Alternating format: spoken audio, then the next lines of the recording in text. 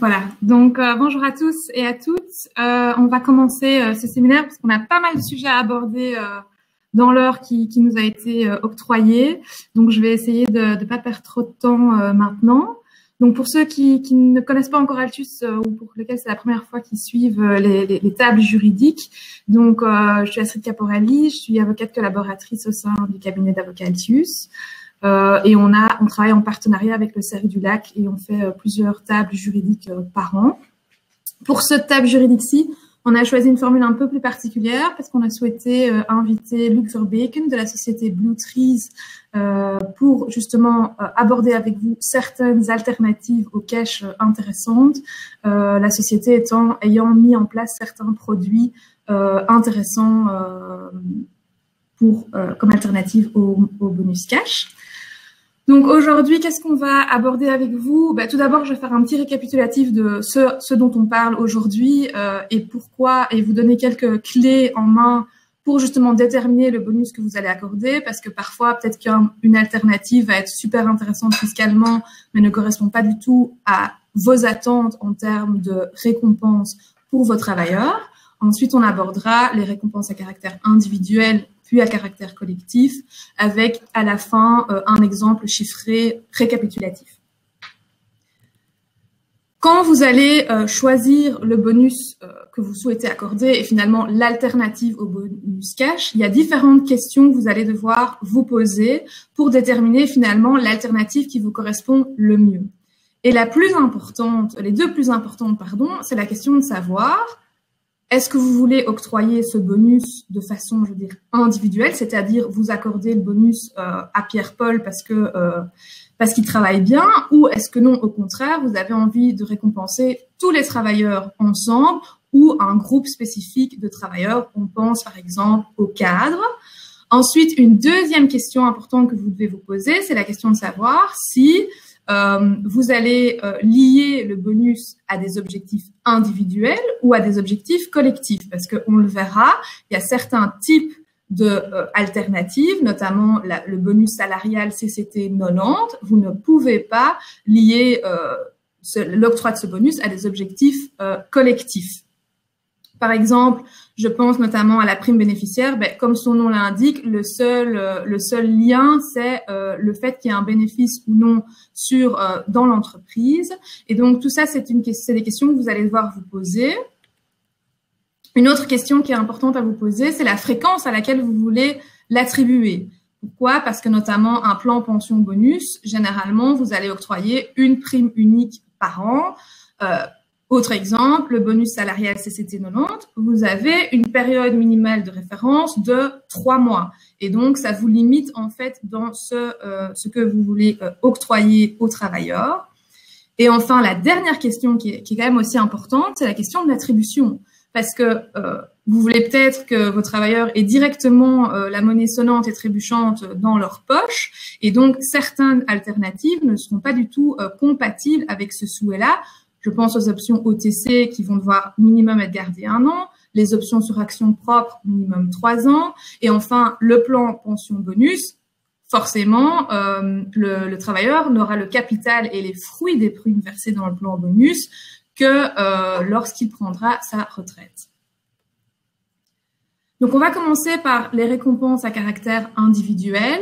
Et je sais qu'on avait dit qu'on allait parler des alternatives au bonus cash, mais je pense que c'est une bonne idée de reprendre quand même certains principes importants par rapport au bonus, principes qui vont aussi s'appliquer dans le cadre des autres alternatives que vous allez peut-être mettre en place. La première question qui est importante à se poser, c'est de quel bonus est-ce qu'on parle? Est-ce que vous parlez d'un simple bonus discrétionnaire, c'est-à-dire un bonus que vous octroyez en plus de la rémunération convenue avec vos travailleurs, ou au contraire, on est dans le cadre d'un bonus purement contractuel, c'est-à-dire que les parties l'ont convenu dans le contrat de travail. Je pense notamment à des fonctions sales qui prévoient généralement une rémunération fixe plus faible, mais en compensation, une rémunération variable qui est prévue contractuellement.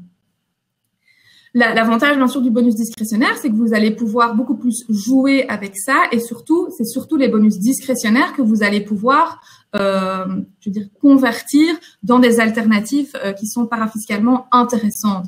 Le bonus contractuel, généralement, ça va être beaucoup plus difficile de venir l'octroyer puisqu'il s'agit d'une rémunération convenue.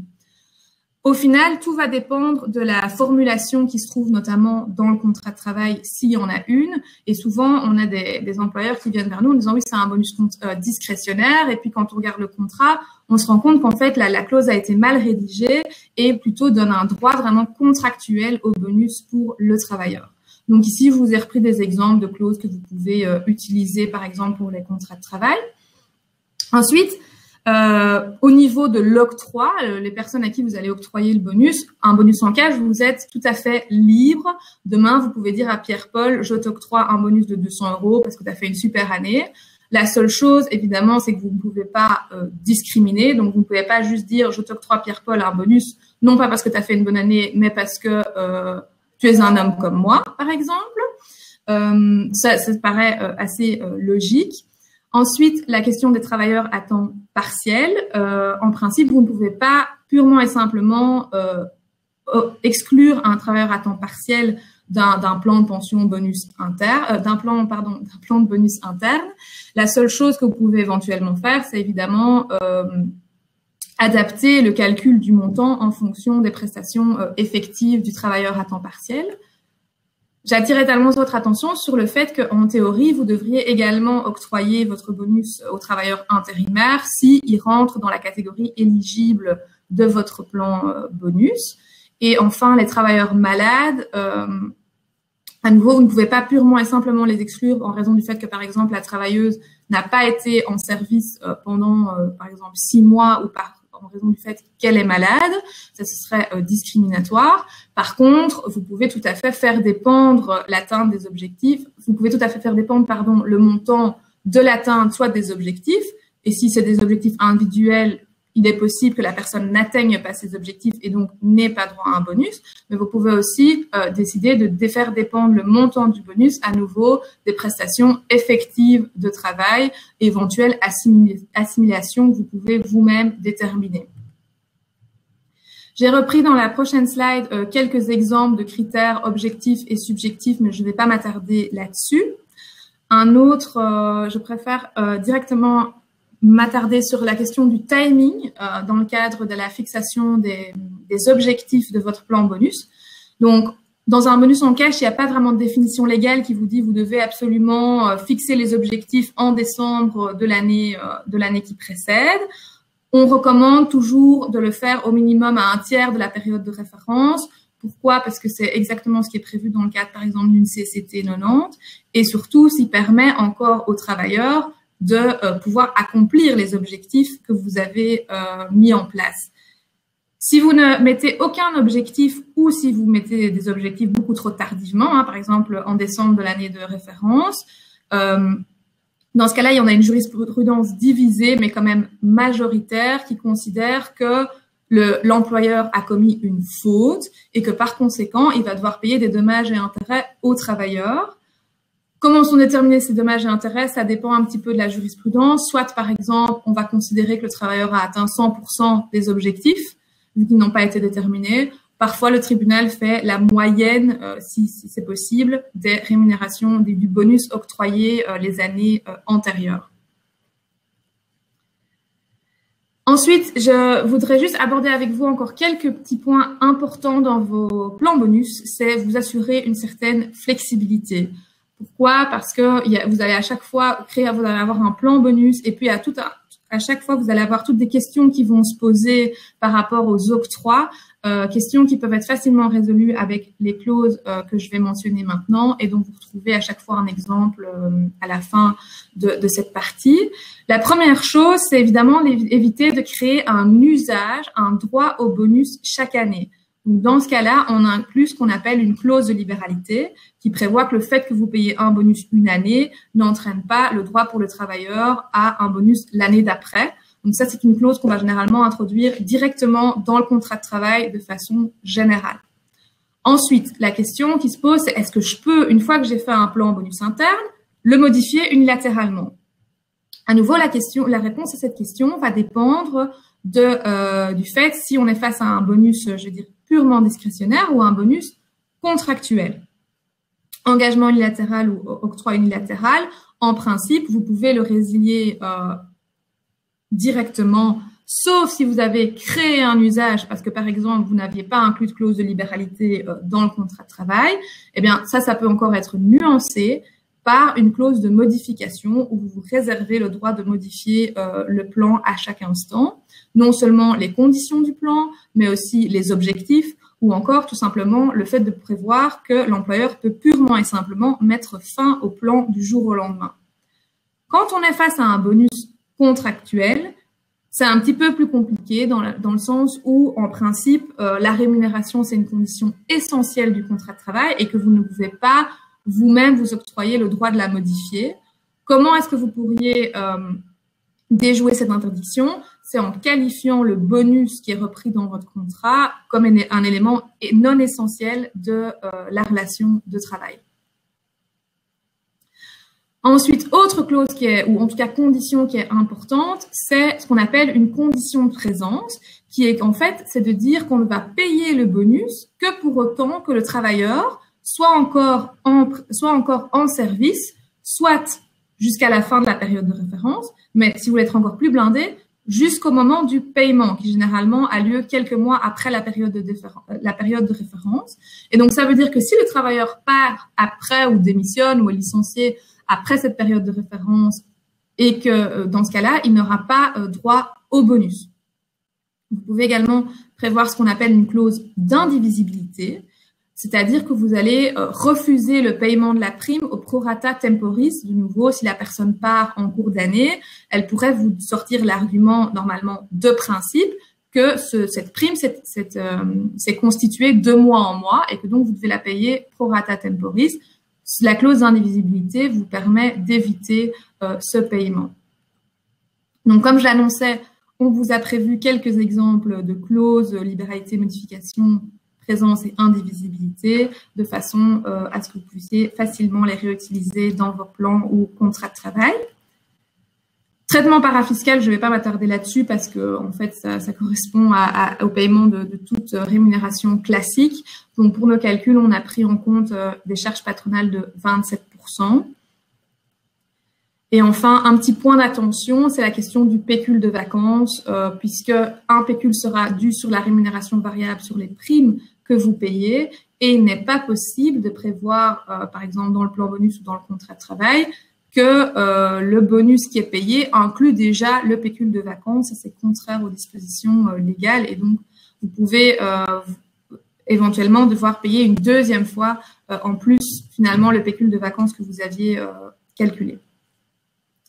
Voilà, je vais maintenant laisser la parole à Luc pour les plans d'options sur action et les warrants. Merci Astrid pour l'introduction déjà et toute cette matière. Alors effectivement, je vais vous parler, je suis Luc Verweken de Bluetree, c'est une fintech de Bruxelles avec informatique de Bruxelles. Donc un produit, je dirais, bien belge et qui cadre donc parfaitement avec la loi du 26 mars 99 et les rulings donnés par le service de décision préalable ainsi que par les accords obtenus avec la sécurité sociale. Il faut bien sûr dans ce cadre-là respecter un cadre. On va en parler. Alors, il y a trois possibilités pour payer un bonus, comme Astrid vous l'a dit. Bien sûr, vous avez toujours l'option de le payer en cash. Il y a ce qu'on appelle le plan court terme, aussi appelé en Belgique le plan warrant. Il y a plan long terme, qui est aussi appelé option over the counter, donc option OTC. Le plan warrant, la revente est possible après une journée de blocage, une journée de bourse, ce qui fait entre l'ouverture et la clôture. Donc, chez nous, le produit est vendable, je dirais, après 8 heures, la période de blocage. Elle vous donne déjà au maximum 42% de rémunération nette en plus, et vous avez, comme vous l'avez compris, un jour de risque boursier, donc un risque boursier très très limité pour obtenir cet avantage de 42%. Et alors les plans long terme, ce qu'on appelle les options OTC, là bien sûr la période de blocage est de 1 an, minimum 1 an, et elle vous donne environ 85% de rémunération en net en plus par rapport au bonus en cash. Là, bien sûr, il faut accepter cette période de trésorerie que vous n'aurez pas et le risque sur les fluctuations de bourse durant cette année. Alors, comment se passent ces deux possibilités? Comment est-ce qu'on utilise ce référentiel? D'abord, chez nous, c'est l'employeur qui va offrir à tous ces travailleurs potentiellement bénéficiaires d'un bonus, il va offrir des options.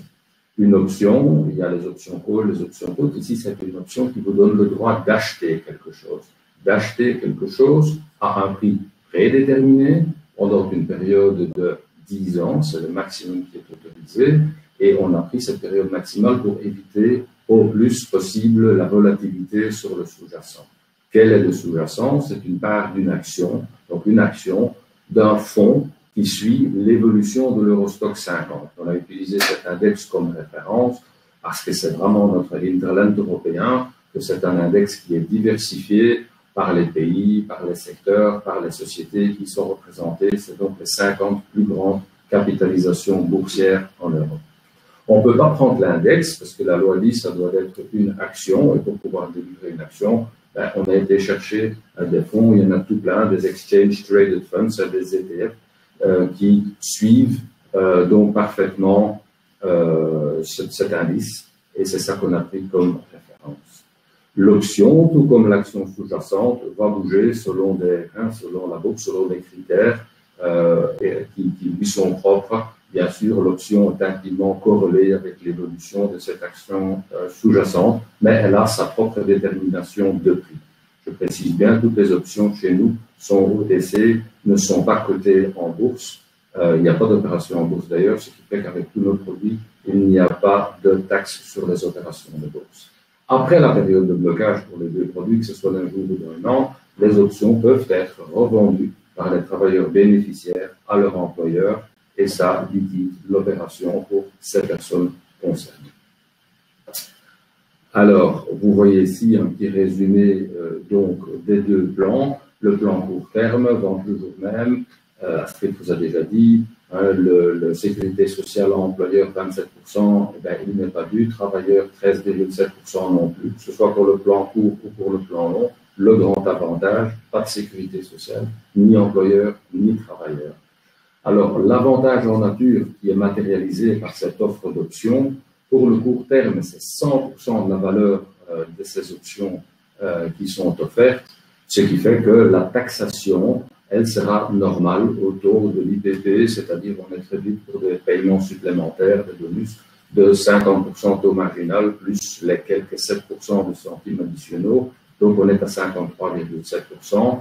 L'ATN, l'avantage nature, est fixé la veille de l'offre de ces options et l'impôt est dû là-dessus après 60 jours. Il doit être sur le compte du ministère des Finances après 75 jours.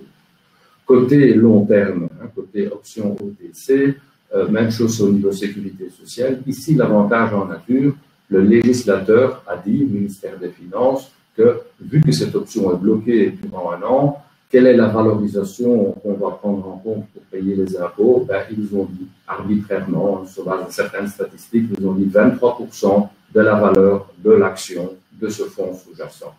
23%, quand on va faire le recalcul au niveau des impôts que cela donne, on est environ, en fonction des paramètres financiers, on est environ à 35% de taxation, ce qui fait que par rapport aux 53,5, il y a une belle économie d'impôt de 18% environ, mais bien sûr, il faut savoir un an.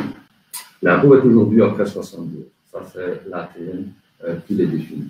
Alors, qui est éligible pour cela? Ben, il faut que ce soit des travailleurs qui aient un contrat de travail avec une entité belge, qui est actif sur le sol belge, un établissement fixe ou une entité légale, et il faut, condition très importante, être sur le payroll au moment de l'attribution de ces options. Beaucoup d'autres plans excluent les résidents américains par la loi sur le FATCA américain et qu'il est très difficile de travailler avec les Securities Act américains. Chez nous, il n'y a aucune exclusion de nationalité parce que c'est une relation exclusive entre l'employeur et l'employé. Et si l'employeur a engagé d'autres nationalités, ben, ils sont sur le payroll. Chez nous, il n'y a aucune limitation à ce niveau-là. Alors, je crois qu'ici, on a déjà beaucoup dit sur le plan court terme, l'impôt, le précompte professionnel qui est dû après les 60 jours doit être dans le rôle de l'employeur. Et il y a le collector, donc des impôts personnels. Il faut que ce soit versé sur le compte du ministère des Finances après 75 jours maximum après la fixation de l'avantage de nature. Même chose pour le long terme. Je dirais pour le court terme, comme vous pouvez le voir, pour les warrants, c'est très facile. La vente peut être immédiate et vous recevez non pas le montant brut de la vente parce que dans le système, l'employeur va directement vous retenir l'impôt qui est dû. Ainsi, vous recevez le net, tout est fait. Pour le long terme, bien sûr, il y a une période de blocage d'1 an. Donc, quand l'impôt est dû après 60 jours, il faut encore attendre 10 mois. Là, il faut que ce soit, donc, soit dans la trésorerie du travailleur qui peut bridger ce gap, soit l'employeur peut préfinancer cet impôt au taux d'intérêt minimum légal, qui est très, très bas aujourd'hui. Ainsi, on ne crée pas un ATN sur un autre ATN, on évite cette complexité. Donc, tout ça est assez facile à faire. Bien sûr, tout cela, c'est dans le cadre de la loi et des rulings, donc tout ça, c'est bien officiel. Et donc, il faut faire la déclaration fiscale. Tout cela est repris dans la fiche annuelle de 281-10. Et donc, ceux qui le font de plus en plus entre vous, le font par le tax on web. Vous pouvez voir que tout sera pré-rempli, bien sûr. Alors, ça exige des conditions de présence, comme je vous ai dit. Et donc, ça, c'est la loi du 26 mars 1999 qui le détermine. C'est aussi par le ruling et par la pratique que le service de décision anticipée a déroulé tout ça. Aussi dans les newsletters qu'elle publie, pour dire, voilà, en cas de démission, il y a nullité de plein droit de toutes les options qui n'ont pas encore été revendues. Quand c'est un licenciement pour faute grave, c'est la même chose. Quand un employé travailleur est licencié simplement pour motif économique, pas pour faute grave et pas pour une démission par initiative du travailleur, à ce moment-là, on garde la possibilité de revendre ces options durant 12 mois. En cas de pension, prépension ou en cas de décès, le contrat d'option reste valable tel quel pour la même durée restante.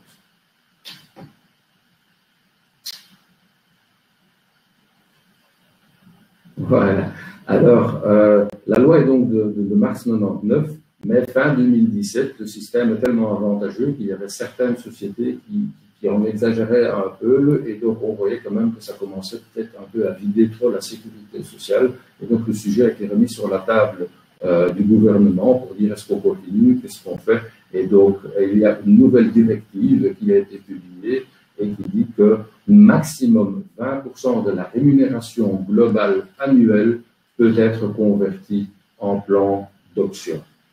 Ce qui veut dire qu'il faut prendre dans la pratique prendre son salaire mensuel 12,92 ou 13,92 si on a le 13e mois, rajouter le bonus qui sera donc converti en option ou tous les bonus en cash de l'année, et c'est 20% de cette base-là.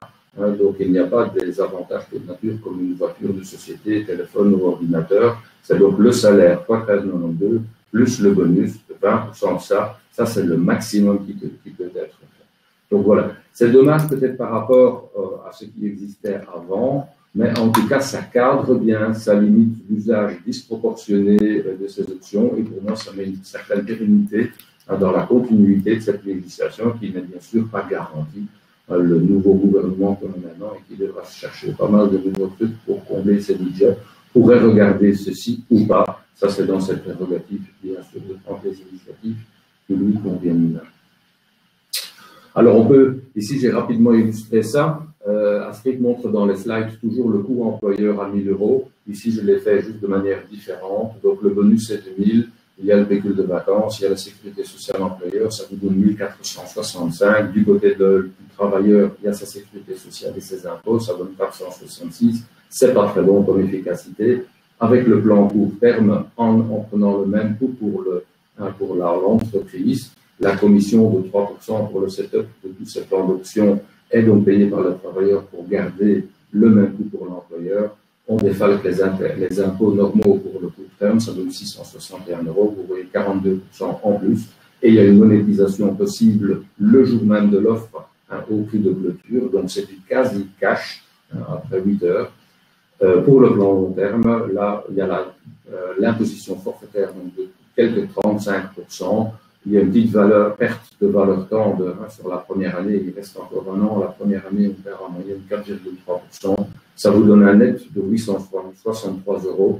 Vous voyez, c'est 85% en plus que si vous aviez eu le bonus en cash. Bien sûr, ces deux montants de référence que je vous ai donnés, c'est à bourse constante. La bourse peut tous les jours monter un peu, descendre un peu. Ça, bien sûr, c'est inhérent au produit. C'est le prix à payer, je dirais, pour être conforme avec la législation et être libéré de la sécurité sociale et ou d'avoir un peu d'imposition plus faible.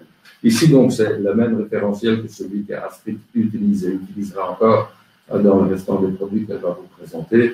Donc, on prend le coût employeur 1 000 €, donc c'est la même chose que le slide précédent, petite règle de 3, et vous voyez donc les montants nets que ça peut donner. Et le rapport net-coût, donc on voit que l'efficacité est bien plus importante. Alors, dans une timeline, rétroacting par exemple, ici vous voyez le dessous du slide, c'est l'employeur, au-dessus c'est le travailleur. Le travailleur doit donc faire 3 choses pour être conforme avec la législation. Il doit s'enregistrer, il doit accepter les options et il doit vendre ces options. Ça, c'est 3 actions individuelles qu'il doit entreprendre pour être en conformité avec la loi, avec les règles. L'employeur, il fait une première présentation, comme je vous fais aujourd'hui, le 25 novembre. Pas encore le 25 décembre. Ensuite, la période est ouverte pour l'enregistrement. Disons qu'il se passe la semaine prochaine, du 30 novembre au 4 décembre. Là, il faut accepter la RGPD pour les données personnelles. On a le choix entre les cash, les options courtes, les options longues. Donc, si le choix est long, les options, on peut faire le mix qu'on veut, en tout cas chez nous, pour du court et du long terme. On peut éventuellement donner une procuration pour l'acceptation, et aussi pour le court terme, pour la revente. Si vous dites là, au mois de mars, je ne suis pas du tout disponible, je suis loin, je ne suis pas sûr que j'aurai un réseau. Donc, si le motif est justifié, vous pouvez donner aussi également une procuration dans le système. Donc, alors, on en arrive à l'offre. L'offre, ici, je l'ai déterminée, c'est un exemple tout à fait type. Le 9 mars 2021, là, donc, le système va redonner aux bénéficiaires travailleurs leur contrat d'option. Ensuite, avec tous les détails, donc des prix, du nombre, etc., de toute la typologie de ces options. Ensuite, vous pouvez, comme employé, vous connecter au système et vous avez le temps de les accepter. 3 jours ouvrables pour le warrant, 10 jours ouvrables pour le long terme. Ensuite, la prochaine phase, c'est la vente. Déjà, pour le court terme, le jour même, comme je vous ai expliqué. Tant que vous cliquez dans le système avant 16 heures, vous aurez le cours de clôture de ce jour-là. Si c'est après, ce sera le jour ouvrable suivant. Ça, c'est bien sûr valable pour le court. Au mois de mai, les impôts sont dus, comme je vous ai expliqué, et pour le long terme, il faut attendre 1 an, et puis c'est le même processus. Voilà. Donc, ça, c'était, je dirais rapidement présenter les 2 possibilités qu'il y a pour mettre en place et tout à fait réaliser, exécuter un plan d'option. Venons-en aussi rapidement, dans le cadre de la loi du 26 mars 1999, à quelque chose qui est très intéressant, qui est de nature, de caractère différent, mais qui, je crois, par les temps qui courent, où les sociétés ont vraiment besoin de redynamiser, de créer des stratégies de long terme, moyen-long terme collectifs. Il y a un produit qui existe et qui est très intéressant, c'est le plan d'option sur action propre. Cela fait partie d'un plan incentive à long terme et qui donc va regarder le plan d'option pour l'optimisation du bonus. C'est du backward looking, c'est regarder les performances du passé. Ici, vraiment, on essaie de créer quelque chose pour l'avenir, pour être dans un projet d'entreprise ensemble. C'est quelque chose qui existe aux États-Unis depuis les années 70, donc ils ont une grande histoire là-dedans. La France aussi, l'actionnariat salarié. D'ailleurs, il y a le pacte Macron de l'année passée qui essaye aussi de redynamiser ça. Et je crois vraiment que par les temps qui courent, c'est quelque chose qui pourrait être très, très intéressant à mettre en place pour beaucoup d'entreprises. Pourquoi? pour améliorer la performance économique de l'entreprise, pour améliorer ses performances ressources humaines et pour créer donc cet alignement à long terme entre les intérêts des salariés, l'intérêt de la société et l'intérêt des actionnaires. Voilà un peu les critères qui peuvent être utilisés parce que ça va fidéliser, motiver ses collaborateurs. Ça peut renforcer la possibilité d'engager des talents, ça peut stabiliser l'actionnariat pour voir tous les cas de figure, ça fédère en tout cas autour d'objectifs stratégiques communs, ça développe un sentiment d'appartenance, ça peut être aussi une petite source de financement complémentaire et très certainement ça vous met plus en top employer dans le marché belge. Ok. Donc, en Belgique, je vous ai parlé un petit peu des États-Unis et de la France, bien sûr aussi l'Angleterre est pas mal actif là-dedans, dans un esprit anglo-saxon. En Belgique, on a tout avec cette loi du 26 mars 1999, ainsi qu'avec le nouveau code des sociétés et associations qui est entré en vigueur en 2019. Pourquoi est-ce que je mentionne celui-ci? Parce que beaucoup d'entreprises familiales hésitaient à ouvrir un plan d'option sur action parce que l'actionnariat était complètement bouclé au niveau familial. Maintenant, avec le nouveau code, il vous permet facilement de l'attribuer, de créer des actions avec droit de vote, pas de droit de vote, avec toutes des conditionnalités. On peut vraiment créer des catégories d'actions différentes et donc des options sur ces actions de catégories différentes.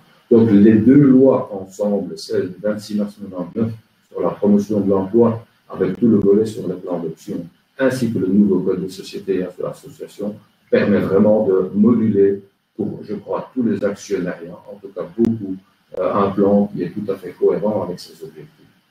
Vous voyez, pour moi, les grandes entreprises, environ 33 ont un LTI, 42% le font sur des options sur actions, ce qui fait qu'environ une entreprise sur 7 offre ce produit-ci ou quelque chose de très similaire. Alors, pourquoi est-ce qu'on ne le voit pas plus en Belgique?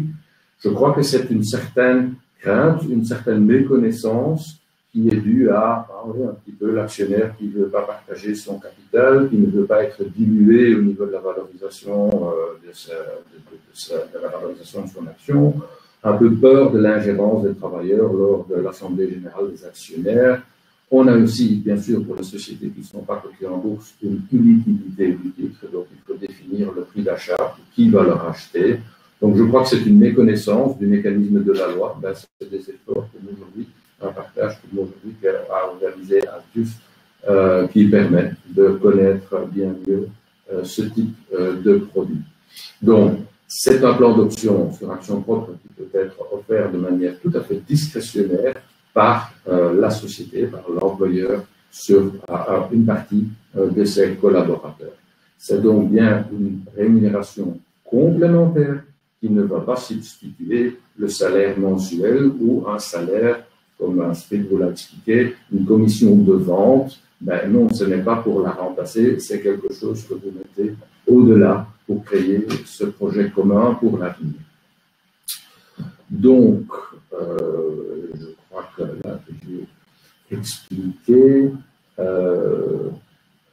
c'est les options, comme je vous expliquais, avec le sous-jacent. Ici, bien sûr, le sous-jacent ne peut être que l'action de la société sous-jacente ou sa maison mère. Il faut que ce soit consolidé, qu'il y ait une participation importante pour pouvoir aussi utiliser les actions de la maison mère. L'important ici, c'est que la période de blocage n'est pas d'un jour, n'est pas d'un an, c'est 3 années calendrier. Donc, si vous le mettez en place maintenant, eh bien, vous avez un peu plus de 3 ans bloqués. Si vous le metteriez en place au mois de janvier, c'est presque 4 ans qui sera bloqué, avec le maximum de la période qui ne peut pas dépasser les 10 ans. Ça, c'est de nouveau par cette loi du 26 mars 1999. On peut également le faire pour des travailleurs qui auraient un contrat via société de management. Là, il faut faire 2 plans. Un premier par la société qui emploie avec la société de management et je dirais après comme un contrat miroir, un pass-through pour la société de management et son gérant. Alors, ligne de force de la loi, c'est le prix, l'évolution. Si prix de l'action sous-jacente va être positif, eh bien, vous allez exécuter votre option, vous allez exercer, ce qui vous donne donc l'action, et si la société a bien performé, que le prix a monté, eh bien, vous avez une plus-value, et la plus-value n'est pas taxée, parce que l'avantage en toute nature a déjà été taxé 60 jours après son octroi. Si jamais le prix de l'action ne dépasse pas le prix d'exercice, ben, c'est pas si grave que ça, je dirais. L'option n'est pas exercée et il n'y a rien d'autre à payer. Bien sûr, les impôts, normalement, sont dus et ont été payés. Mais ça vaut la peine pour créer ce projet ensemble. Il y a, comme pour tous les plans d'options, si on respecte tout à fait le cadre, exonération de l'ONSS, aussi bien employeur qu'employé. Et vous allez voir dans les 2 slides suivantes que la valorisation pour la taxe du bénéfice est très intéressante.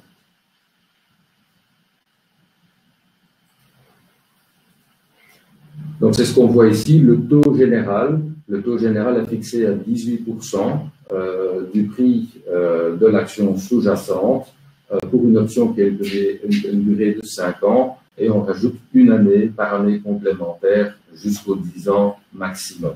Toute année commencée est due en entier au niveau de la taxation. Si jamais le prix d'octroi, un petit détail, serait inférieur, eh c'est rajouté comme avantage, bien sûr, qui sera taxé. Donc, je dirais, normalement, on offre le prix au pair ou un peu au-dessus de la valeur de l'action. Le taux général, il est déjà très intéressant, mais ce qui est encore plus intéressant, c'est le taux préférentiel, parce que le taux préférentiel, c'est exactement la moitié du taux général. Donc, il est de 9% pour les 5 premières années et on rajoute 1,5% pour chaque année supplémentaire jusqu'aux 10 ans. Alors, que faut-il faire pour avoir ce taux préférentiel? Il y a 6 conditions cumulatives qui doivent être faites, mais l'objectif est certainement réalisable. Le prix d'exercice de l'option doit être déterminé de manière certaine au niveau de l'offre. Il faut qu'il y ait un prix d'exercice. Période de blocage, je vous ai dit, 3 années calendrier, durée de l'option maximum 10 ans. Il faut avoir pour le travailleur concerné une incessibilité de l'option entre vifs et les options sur les actions de la société au prix duquel c'est doit être la société donc, avec laquelle vous avez un contrat de travail ou comme je vous ai dit, c'est la maison mère dans laquelle donc, il y a une participation avec la société avec laquelle vous avez votre contrat de travail. Dernière condition qui est importante, il ne peut pas y avoir une couverture, que ce soit de manière directe ou indirecte, pour couvrir le bénéficiaire des options par rapport au risque de baisse de cette option. Donc, il doit prendre le risque, il doit jouer le jeu et ne pas faire des hedges, en tout cas pas fait ni par l'employeur, ni par une société comme nous qui offre ce service. Donc, le travailleur doit être ouvert au niveau de la valorisation du prix de ces options à la baisse. Ça, je dirais, c'est le prix à payer pour être libéré de la sécurité sociale et pour avoir cette taxation tout à fait avantageuse de 9% ou 11,5% si vous travaillez à 10 ans. La valorisation des actions, comme je vous ai dit, c'est parfois un critère qui crée une certaine hésitation. Quand c'est des actions qui sont cotées en bourse, c'est très simple, c'est le cours de bourse qui sera pris. Et pour celui-là, on prend de nouveau la veille de l'offre. C'est ce cours-là qui vaudra, ou vous avez le choix entre le meilleur des deux, les 30 jours qui précèdent l'offre. Si la société n'est pas cotée en bourse, eh bien, il faut déterminer le prix par certaines formules. Le enterprise value, vous pouvez le déterminer comme vous voulez. Il y a tout à fait un floor, un plancher qui est déterminé, et c'est, je dirais, la valeur comptable du capital de la société. Les fonds propres de la société divisés par le nombre d'actions, formule complètement diluée en y incluant les options, ça c'est le prix plancher qui peut servir pour la valorisation de ces actions.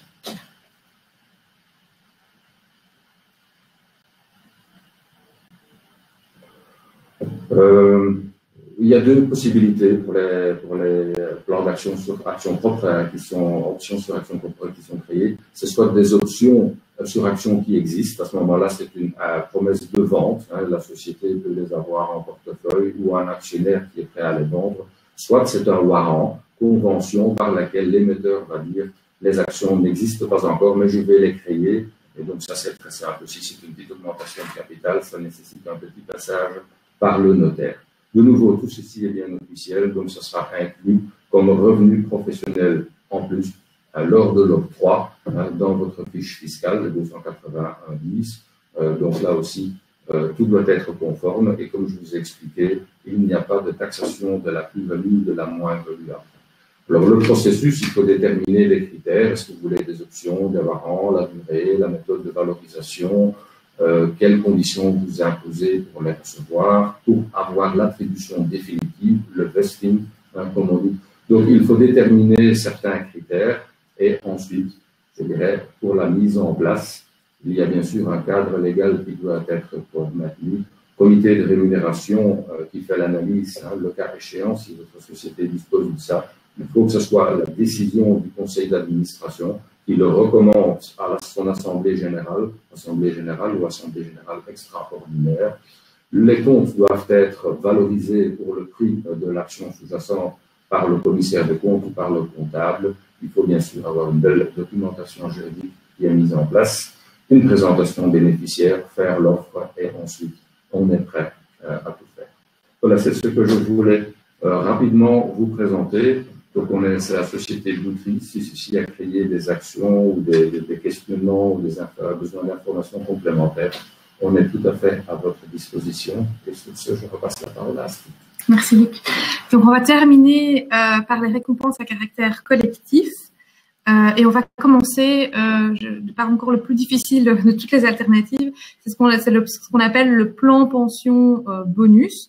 En fait, qu'est-ce que c'est? C'est tout à fait similaire à ce que vous connaissez déjà, à savoir un plan de pension classique.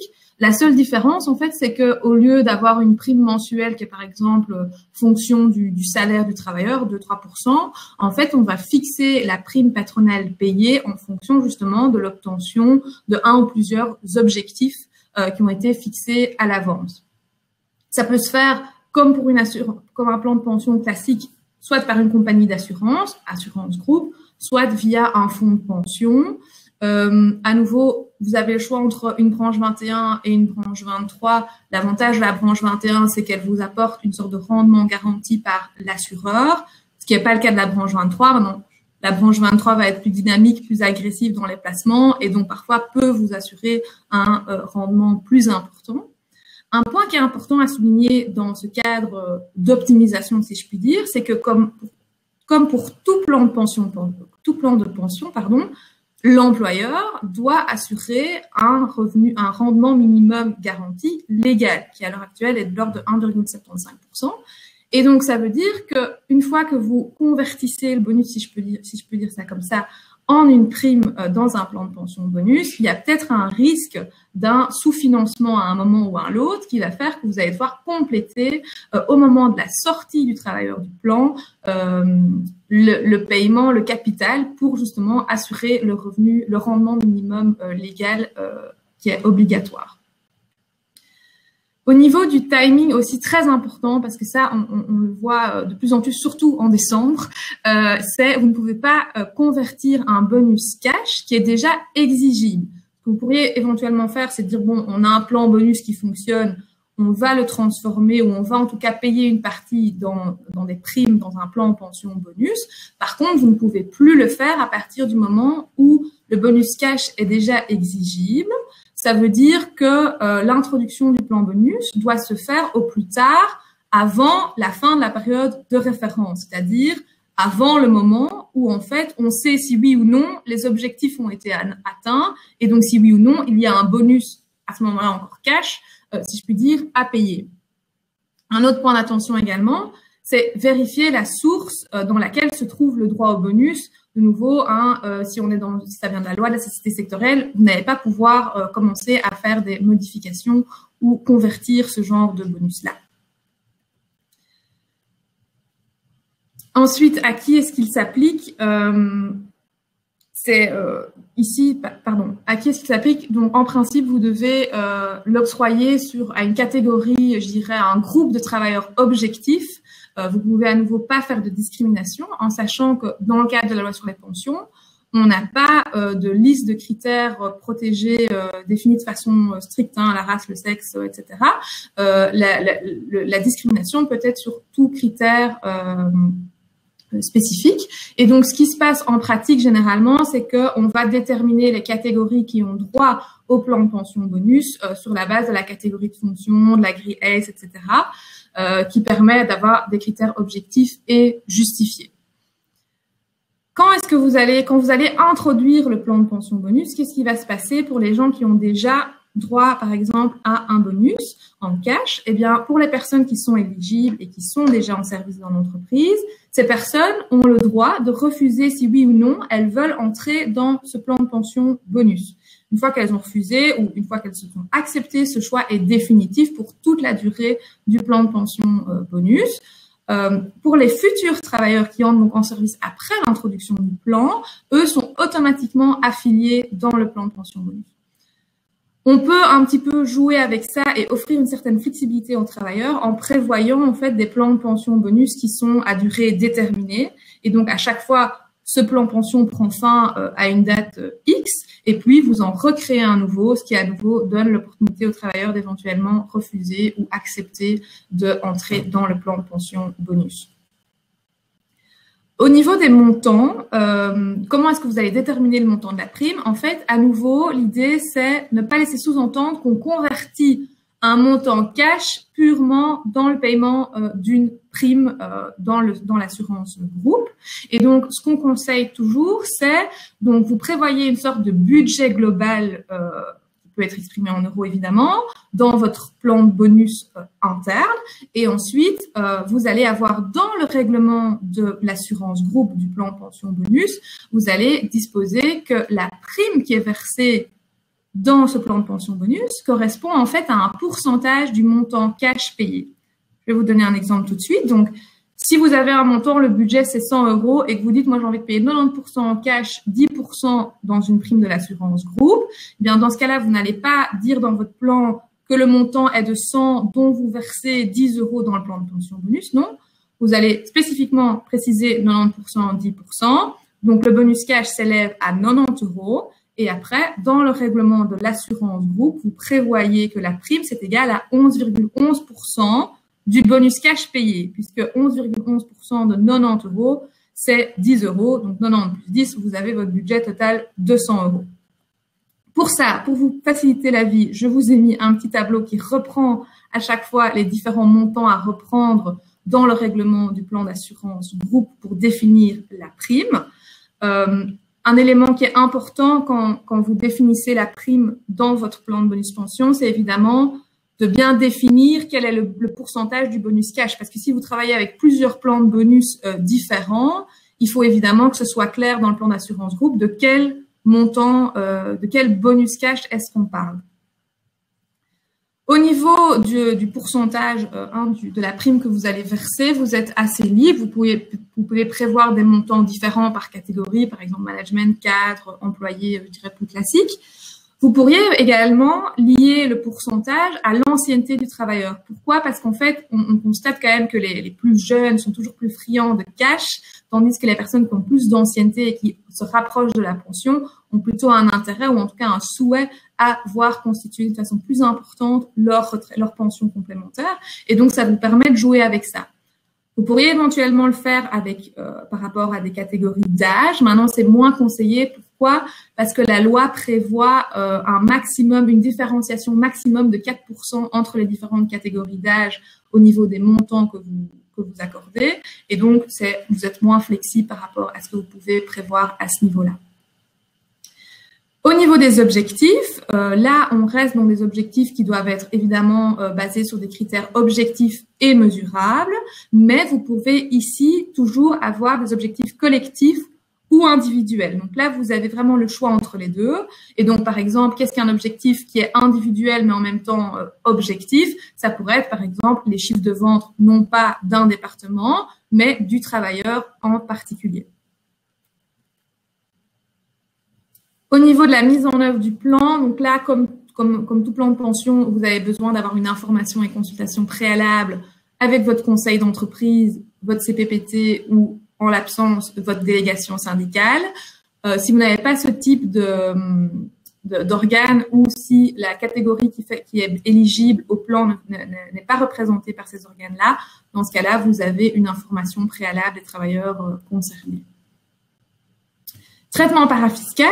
Donc, au niveau de l'employeur, vous avez toujours, c'est les mêmes principes, la taxe de 4,4% sur les opérations d'assurance et une cotisation patronale de sécurité sociale de 8,86%. Donc, on tourne autour de 13% de finalement cotisation en plus, comparé aux 27% en cash.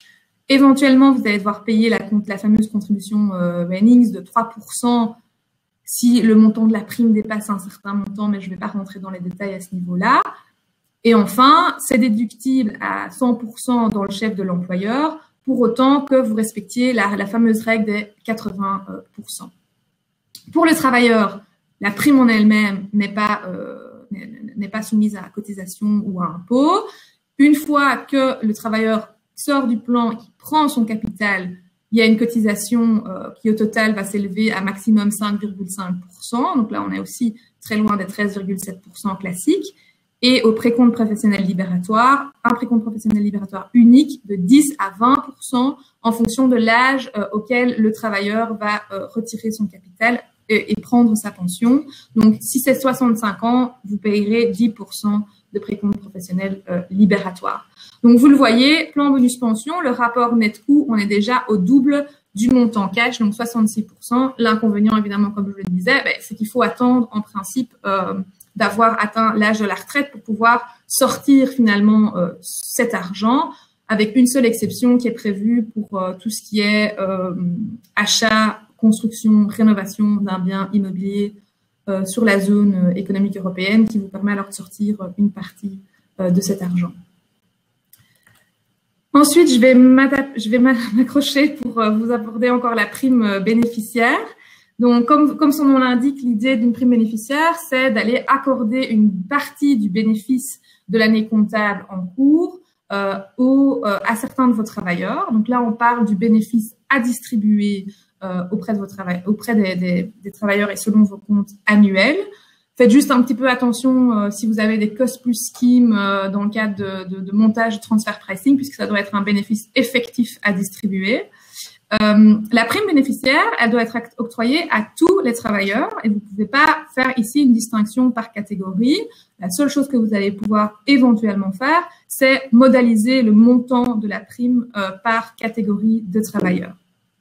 Un autre point qui est important également, c'est que vous pouvez maximum accorder à titre de prime bénéficiaire 30% de la masse salariale totale, ce qui est en fait repris dans la rubrique 102 de vos comptes annuels. Alors, je disais donc qu'il y a deux types de primes que vous allez pouvoir octroyer, la prime bénéficiaire, ce qu'on appelle la prime bénéficiaire identique et la prime bénéficiaire catégorisée. Donc, la prime bénéficiaire identique est assez facile à mettre en œuvre. C'est quand donc vous octroyez soit le même montant à tout le monde, soit le même pourcentage de rémunération à tout le monde à titre de prime bénéficiaire. C'est également le cas si vous la décidez à la fin de l'année comptable et que vous ne voulez pas prévoir des seuils différents en fonction du bénéfice que vous aurez peut-être dans le futur. À côté de ça, vous avez ce qu'on appelle la prime bénéficiaire catégorisée, donc qui, comme son nom l'indique, permet de prévoir des montants différents selon les catégories de travailleurs. La seule chose, c'est que vous êtes limité par une liste de catégories qui est définie strictement par la loi, donc vous ne pouvez pas aller trouver vos propres critères. Et une deuxième chose qui est importante également, c'est qu'il ne peut pas y avoir une différence de plus de 10% entre la prime la moins élevée et la prime la plus élevée. Au niveau de l'introduction, la prime bénéficiaire identique, c'est assez simple. C'est uniquement une décision de l'Assemblée générale d'accorder une prime bénéficiaire. L'Assemblée va adopter un PV qui doit reprendre toute une série de mentions obligatoires et qui vont permettre en fait de déterminer le montant de la prime bénéficiaire, en sachant que par exemple, vous pouvez le prévoir, mais ce n'est pas obligatoire, prévoir une condition d'ancienneté de maximum 1 an. Vous pouvez également prévoir des règles pour le paiement pro rata temporis de cette prime. Par exemple, on pense aux travailleurs à temps partiel, on pense aux gens dont le contrat de travail a été suspendu, ou encore les gens qui rentrent en service au moment de l'année, en plein milieu de l'année comptable. Et vous pouvez également exclure certains travailleurs du paiement de la prime, à savoir les gens qui démissionnent ou qui sont licenciés pour faute grave. Mais tout ça, ça doit être des gens qui démissionnent ou qui sont licenciés pour faute grave durant l'année comptable concernée. Donc, imaginons que vous prenez la décision un petit peu après la fin de l'année comptable. Si la personne est licenciée ou démissionne, elle aura quand même droit au paiement de la prime bénéficiaire. Prime bénéficiaire catégorisée, il y a une étape en plus, si je puis dire, c'est qu'il va falloir premièrement avoir une décision du conseil d'administration d'accorder cette partie du bénéfice, mais surtout plus important, vous allez devoir établir un acte d'adhésion ou une CCT, selon que l'entreprise dispose d'une délégation syndicale ou non. Et ce plan ou cette CCT va devoir contenir différentes mentions obligatoires qui sont plus ou moins similaires à la prime bénéficiaire identique. Cet acte, vous pouvez l'adopter soit au moment de la décision du conseil d'administration, sous la condition suspensive à l'heure de l'approbation de l'AG, soit vous pouvez reporter cette adoption après l'approbation de l'AG. Au niveau du traitement parafiscal, on est à 13,07% de cotisation de solidarité dans le chef du travailleur, donc c'est plus ou moins l'équivalent d'un bonus classique. Aucune cotisation patronale pour l'employeur.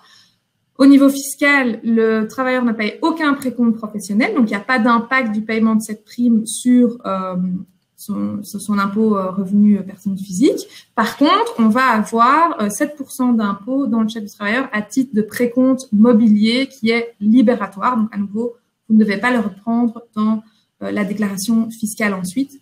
Le petit inconvénient, c'est que c'est pas déductible à l'impôt des sociétés dans le chef de l'employeur. Donc, traitement parafiscal, on est à 65% du rapport net-coût, donc ce qui est plus ou moins similaire à ce qui est prévu pour, par exemple, le plan pension bonus.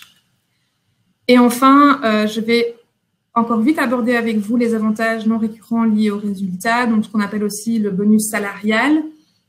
Donc ici, l'idée, c'est qu'on va accorder à tous les travailleurs ou à un groupe objectif de travailleurs un bonus dont les objectifs doivent être déterminés de façon collective et non pas individuelle. Objectifs qui, évidemment, ne peuvent pas non plus être déjà certains au moment de l'introduction du plan. Et donc, il faut que ce soit des objectifs clairs, transparents, mesurables et vérifiables. Donc, si vous voulez, par exemple, lier les objectifs au chiffre d'affaires, il faut bien sûr préciser quel est le chiffre d'affaires que vous avez en tête. Ensuite, au niveau de la période de référence pour la réalisation des objectifs, donc ça, je le mentionnais au début, vous êtes à minimum 3 mois de période de référence. Donc, vous ne pouvez pas prévoir un bonus salarial pour une période de référence mensuelle. Vous devez également, vous ne pouvez pas, prévoir une période de référence d'1 an, mais après, dans chaque mois, avoir une réalisation des objectifs, puis ça, ce serait finalement contradictoire avec l'objectif de la loi. Et de même, vous devez donner à vos travailleurs toute la durée de la période de référence pour atteindre les objectifs. Donc, si vous mettez de nouveau une année comptable, vous ne pouvez pas prévoir que finalement les objectifs doivent être réalisés pour le 15 novembre. Ensuite, vous ne pouvez pas, c'est important, faire rétroagir le plan pour plus d'un tiers de la période de référence.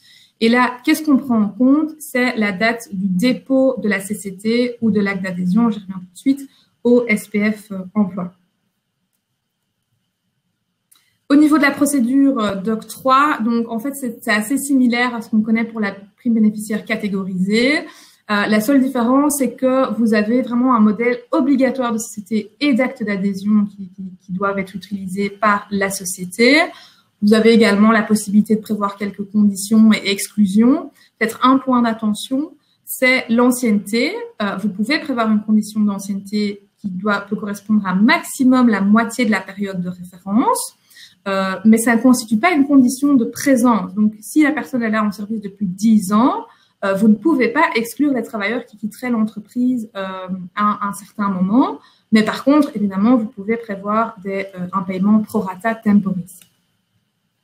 Alors, je reviens tout de suite sur l'acte d'adhésion et la CCT. La procédure d'implémentation, je ne vais pas rentrer dans les détails. C'est très similaire à la procédure pour l'introduction d'un règlement de travail quand vous n'avez pas de conseil d'entreprise. Par contre, pour la CCT 90, ce qui est important, vous allez devoir déposer cet acte d'adhésion en plus au SPF Emploi qui va procéder à une procédure de contrôle, en fait, qui va vérifier que vous avez bien mis toutes les mentions, que les objectifs sont pas certains, qu'il n'y a pas de discrimination, etc. Mais c'est pas un contrôle d'opportunité de votre plan. Et alors, ce qui est avantageux depuis 2019, c'est que vous pouvez le faire de façon électronique, remplir tout en ligne, et même c'est même lié à votre numéro d'entreprise. Donc directement, le système peut envoyer aux personnes compétentes pour signer la demande de signature, etc. C'est assez bien fait. Pour la CCT, comme pour toute CCT, il va falloir déposer ça au greffe du SPF Emploi.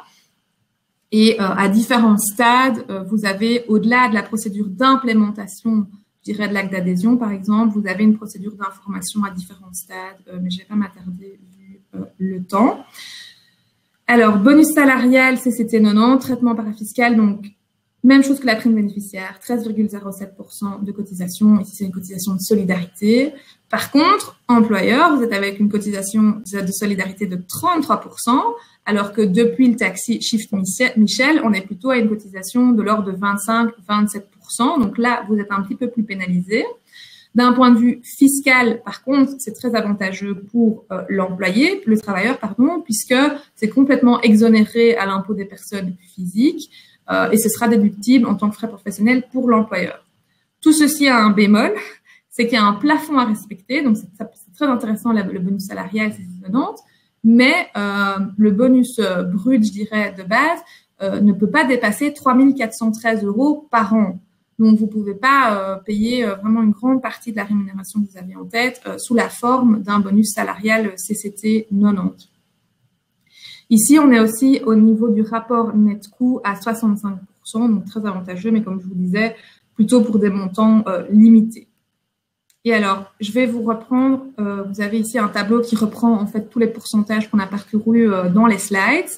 Donc, vous voyez qu'est-ce qui est le plus intéressant, l'assurance groupe bonus. L'avantage, c'est que le travailleur n'a pas l'argent en poche directement. Ensuite, bonus CCT 90, comme je vous disais, montant par compte limité. Puis après, le plus intéressant, c'est les options OTC et les warrants. Options OTC aussi, hein, on est limité puisqu'on doit garder ces options pendant minimum 1 an. Donc voilà, ça clôture la présentation. Je pense qu'il y a déjà quelques petites questions qui ont été posées dans le chat. Donc je pense qu'elles s'adressent tous à Luc. Je vais lui permettre de répondre. Et j'ai introduit encore juste, on a un prochain webinaire le 10 décembre 2020 sur en fait les dernières tendances en droit du travail. Donc on va un peu aborder les dernières jurisprudences, les derniers points d'attention. Et pour ça, vous pouvez vous inscrire sur le site web d'Altius. Voilà. Luc, je ne sais pas si tu vois les questions ou pas. J'ai vu en tout cas la dernière question qui vient de Anne. Quand le travailleur accepte les options en mars, dans l'exemple qu'on a donné, a-t-il à ce moment-là le montant des actions qui lui seront offertes? Et donc, en mars, le travailleur reçoit l'offre de son employeur et donc il connaîtra bien le nombre d'options qu'il va recevoir. Il sait qu'une option donne droit à exercer une action. Il connaît le prix d'exercice de ces options. Donc ça, c'est aussi prédéterminé. Par exemple, l'option aura un prix de 10 €, l'action aura un prix de 20 €, strike price, le prix d'exercice. Donc, il connaît tout ça.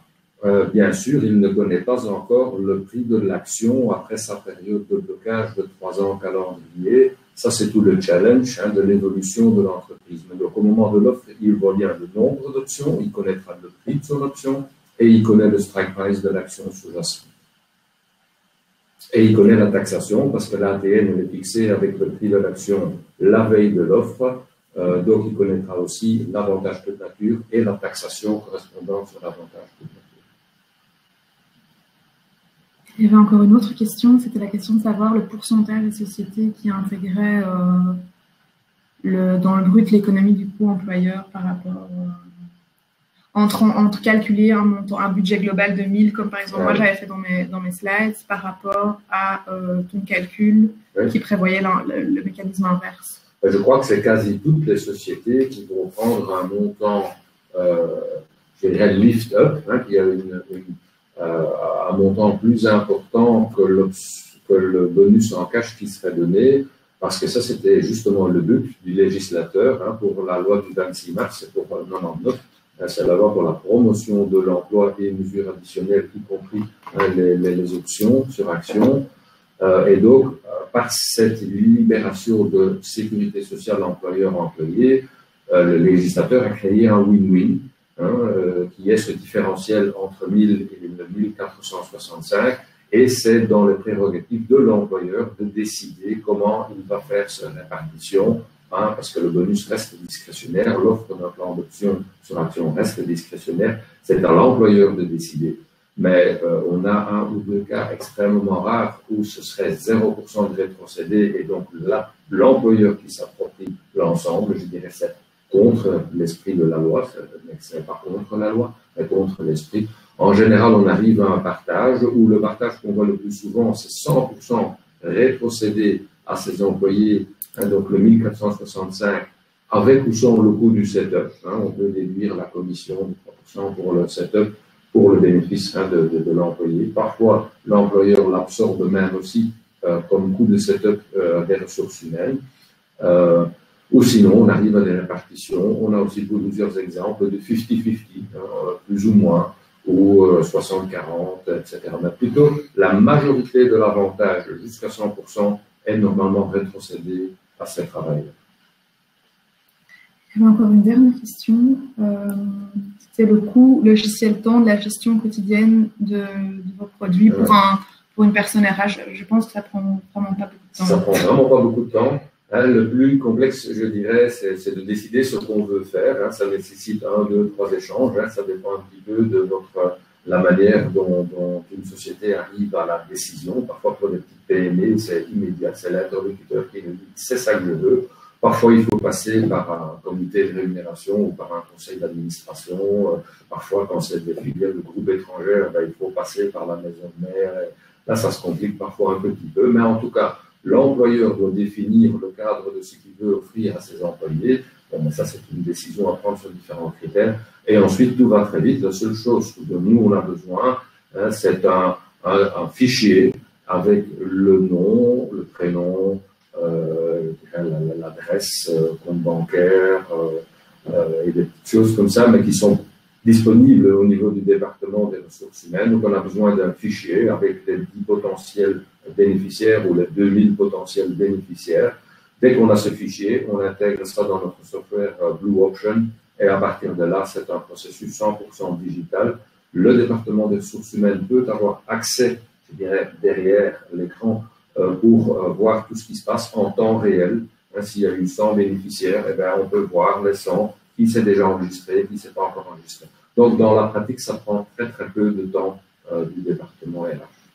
Et si je peux rajouter, je pense que ça nécessitera juste la préparation d'une petite annexe au contrat de travail, notamment justement pour prévoir, par exemple, j'appelle conversion, mais c'est pas du tout le bon mot, d'un bonus en cash justement en warrant, annexe qui va être donc signée avant, comme pour le plan pension bonus en fait, avant la fin de la période de référence pour qu'on n'ait pas de nouveau une conversion d'un bonus exigible. Et donc, dans cette annexe au contrat, en fait, le travailleur accepte que le montant qu'il est susceptible de recevoir, même si c'est pas encore sûr qu'il va le recevoir, va être payé sous la forme de warrant. Généralement, on indique des clauses assez standards, comme quoi le travailleur accepte finalement les risques boursiers liés à ce type de produit, etc. Mais c'est un document de 2 pages, donc ça c'est encore, je dirais, 1 à 2 heures de travail ou outsourcé chez Altus. Et donc finalement, ça limite encore le temps de travail. Tout à fait, très bonne réponse. Et qui me donne aussi l'occasion de dire que chez nous, donc, une fois qu'on a reçu ce fichier, l'addendum au contrat de travail est de forme digitale aussi dans le système. Donc, lors de la phase d'enregistrement, la première question, c'est l'RGPD. La deuxième question, c'est si vous voulez bénéficier de ce plan d'option in tempore non suspecto, comme Astrid vient de l'expliquer, est-ce que vous acceptez de signer cet addendum de contrat de travail? Donc là aussi, par rapport au passé ou par rapport à ce qu'offrent les concurrents, avec du papier à signer, à classer, à photocopier, à archiver, etc. Ici, c'est le système qui fait tout de manière 100% digitale et qui tient un audit trail parfaitement recouvrable.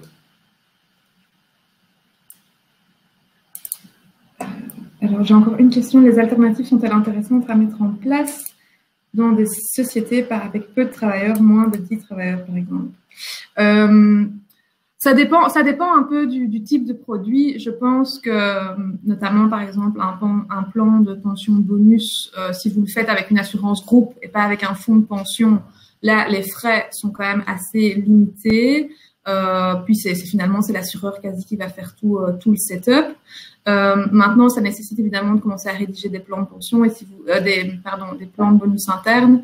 Et peut-être que ça, vous vous sentez pas apte à le faire vous-même. Une chose qui est très facile à mettre en place finalement, c'est la prime bénéficiaire, parce que si elle est uniquement identique, vous avez un PV d'AG qui doit répondre à quelques mentions obligatoires, mais je veux dire, c'est assez facile de les retrouver. Catégoriser, c'est un peu plus compliqué parce c'est vrai qu'on n'a pas de documents standards qui existent. Et ensuite, l'autre, c'est la CCT 90. Là, vous avez des modèles d'actes d'adhésion qui sont déjà tout prêts, tout fait pour vous. Il suffit de les remplir. Vous pouvez même maintenant tout faire en ligne. Et dans ces documents, je dirais même le SPF a sorti un guide sur comment vous devez remplir cet acte d'adhésion, etc. Donc ça ne nécessite pas tellement d'investissement, de création du plan de l'alternative. Et je pense que la CCT 90, c'est ce qui est utilisé le plus en fait dans les petites entreprises. Le seul inconvénient, c'est que vous êtes lié par le montant que vous pouvez octroyer sous cette forme-là. Aussi au niveau de Blueprint pour les plans Warrant ou les plans option TC, il n'y a pas vraiment un problème qu'il y ait un potentiel bénéficiaire ou qu'il y en ait 10, 100 ou 1000. Ce n'est pas donc ça qui crée le plus de travail. Pour que ça soit intéressant, il y a une commission minimale qui est de 2 500 €. Et donc, ça, c'est le flat fee minimal qui nous rémunère pour le travail, pour le software. Ça, c'est, je dirais, le plancher. Et donc, à partir de quelques dizaines, à partir de 20 000 – 30 000 €, que ce soit pour une personne ou pour des dizaines de personnes, ça en vaut la peine de le considérer. J'ai l'impression que c'est